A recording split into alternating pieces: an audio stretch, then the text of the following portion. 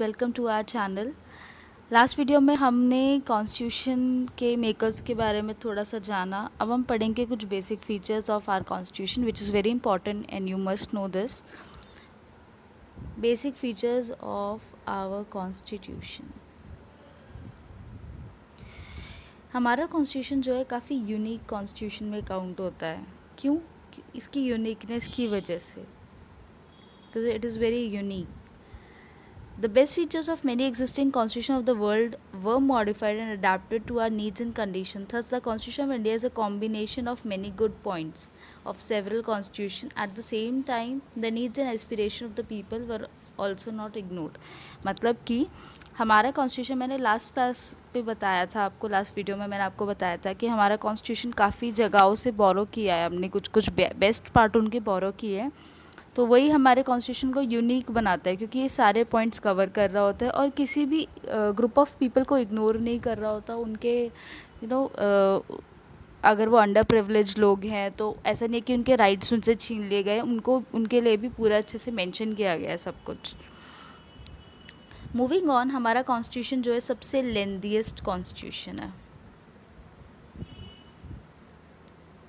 हमारा कॉन्स्टिट्यूशन सबसे lengthiest constitution है और सबसे डिटेल्ड कॉन्स्टिट्यूशन है। तो आप लोग ये लिख सकते हो पेपर में, अगर आए कि write the basic features of our constitution, so you can write it that it is the lengthiest constitution.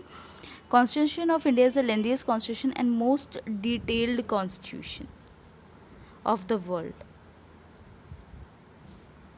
right? तो हमारा कॉन्स्टिट्यूशन सबसे लेंथीएस्ट और डिटेल्ड कॉन्स्टिट्यूशन है वर्ल्ड का.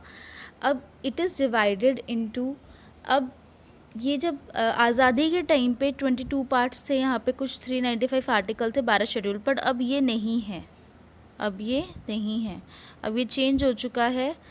तो इसको आप हटा के अब जो आप याद कर सकते हो कि अब कितने आर्टिकल्स हैं, अब 470 आर्टिकल्स हैं 470 आर्टिकल्स हैं अभी, ठीक है. और 25 पार्ट्स में है, 25 पार्ट्स हैं और इसी के साथ 12 शेड्यूल्स हैं.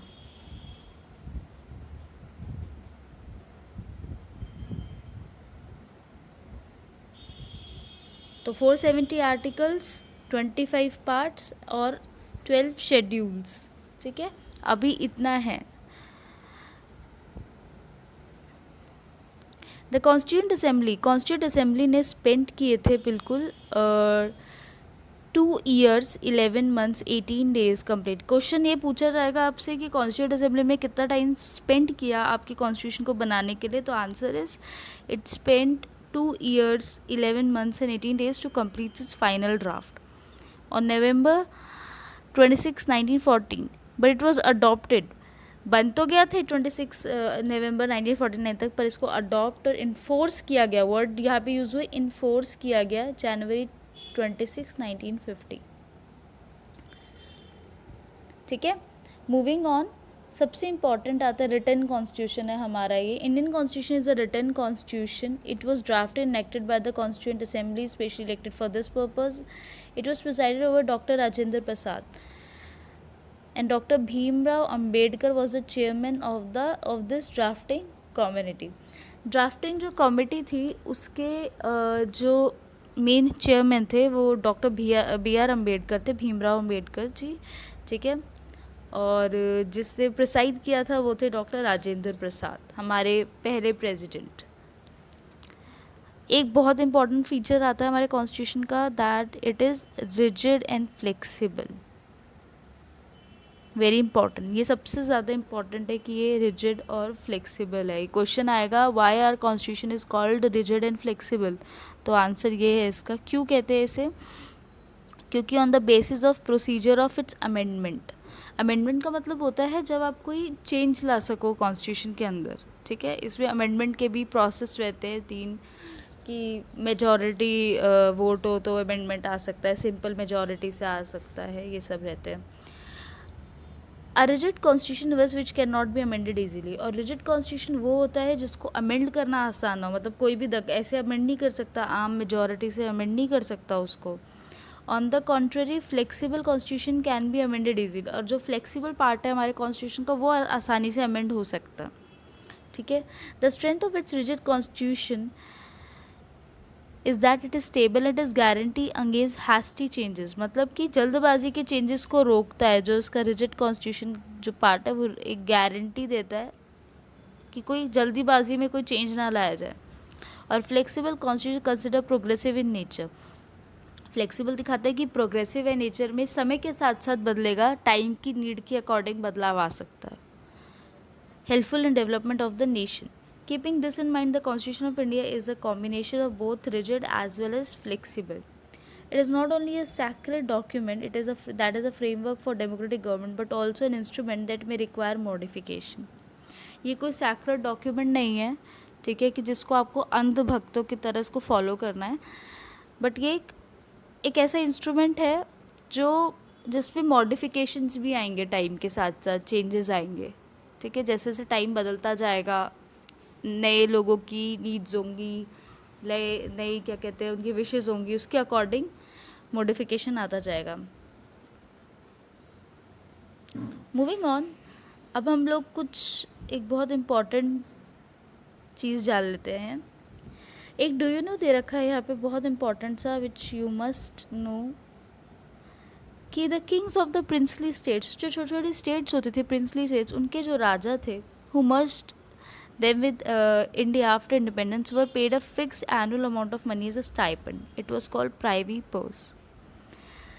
तो इन लोगों को क्या कहते हैं, थोड़े से पैसे दिए गए थे एक स्टाइपेंड के तौर पे कि इंडिया के साथ जुड़ जाओ आप, ठीक है. तो उसको प्रीवी पर्स बोला गया था, ठीक है.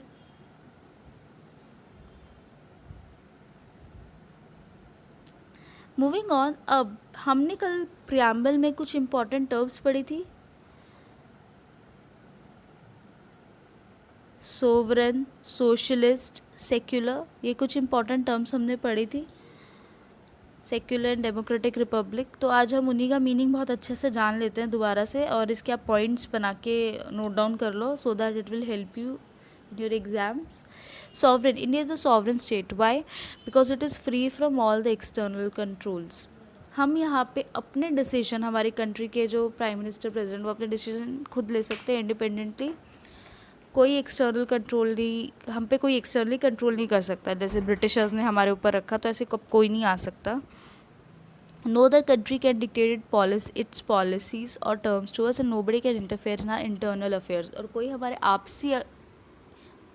आपसी डिस्कशंस में कोई बाहर से कंट्री कोई आके दखल अंदाजी नहीं कर सकती. India is a socialist state because socialism is one of the national goals to be achieved. India क्या है, एक सोशलिस्ट स्टेट है because socialism is one of the national goals to be achieved. Thus India is against exploitation, मतलब कि India exploitation के against है. अपनी establish करेगी economic justice without being attached to any particular ideology. कोई particular principle follow नहीं करेगी, ठीक है. India is a secular state. ये तो हमने कल भी पढ़ा था कि यहाँ पे जो सेक्युलर का मतलब भी होता है कि रिलीजन जितने भी है सब अपने इक्वल फ्रीडम राइट्स को एंजॉय करेंगे, ठीक है. कोई डिस्क्रिमिनेशन नहीं होगा, रिलीजन के नाम पर नहीं होगा. और एक right to freedom of religion है हमारे यहाँ पे, जो हमारा कॉन्स्टिट्यूशन देता है फंडामेंटल राइट्स के बारे में. फंडामेंटल राइट्स हम आगे पढ़ेंगे, जो बहुत इंपॉर्टेंट है जानने के. आपके फंडामेंटल मतलब आपके बेसिक राइट्स कौन कौन से हैं. India is a democratic state. Our government is elected by the people and the administration of the country is carried out by the elected representative of the people. India क्या है, एक democratic state है. तो हमारा जो हमारी जो government है वो उसको इलेक्ट कौन करता है, हम ही लोग कर रहे होते हैं, वोट दे के आते हैं, ठीक है. हम ही अपने रिप्रेजेंटेटिव को चूज़ करते हैं कि हमारी गवर्नमेंट मतलब कौन चलाए हमारे देश को.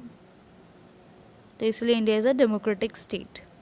अब इंडिया इज़ अ रिपब्लिक, इसका मतलब मैंने बताया था कि हमारे यहाँ पे जो हेड ऑफ स्टेट है वो आर प्रेसिडेंट, राष्ट्रपति है. ये याद रखना, एक जनरल क्वेश्चन आता है कि हेड ऑफ स्टेट तो होते हैं आपके प्रेसिडेंट.